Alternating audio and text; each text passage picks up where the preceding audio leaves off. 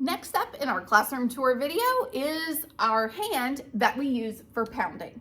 And so I always keep mine up here on the board, but in my folders that I have for each and every group, I have their versions of this with their name at the top, their hand that we have traced, and their hand that they've colored their little dots, okay?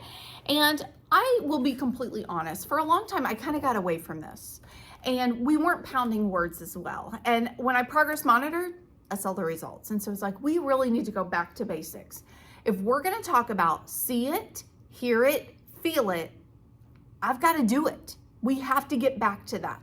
And so what we do is we use our pounding fist or our little template here to pound our words.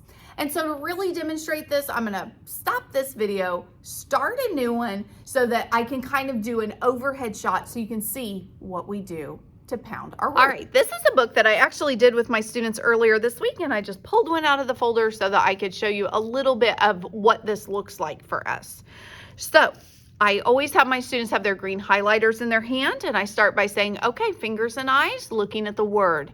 And I want their fingers and their little eyeballs looking at that word so that we are ready to stretch it out.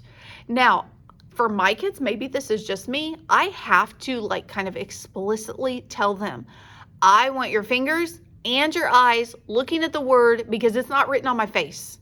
It's not written across the room. You've got to look at it so you know what sounds to say.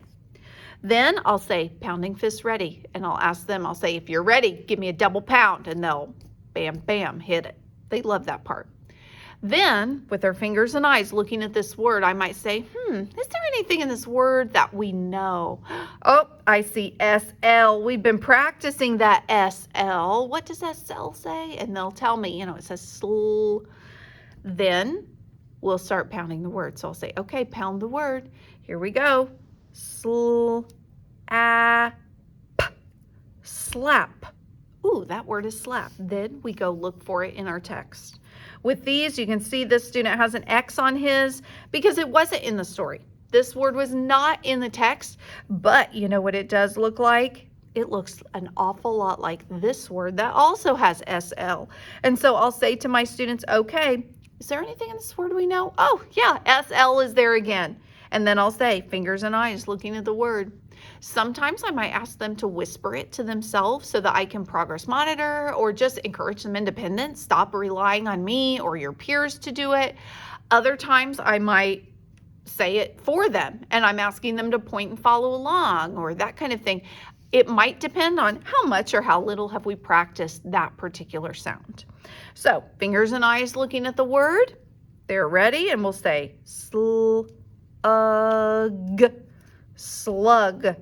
Ooh, that is in the story and we're going to go find that. The same would be true with these words. We might talk about that L and we might say, ooh, what we worked on that 2 weeks ago, that double L. What does it say? Ooh, ooh. And usually they'll say, no, it just says ooh, but it's at the end of a word. So we have to have 2 of them. And so we just use this so that they can practice those 3 points. And again, they're feeling it. They're doing something as they go. Now, over time, you could get rid of that.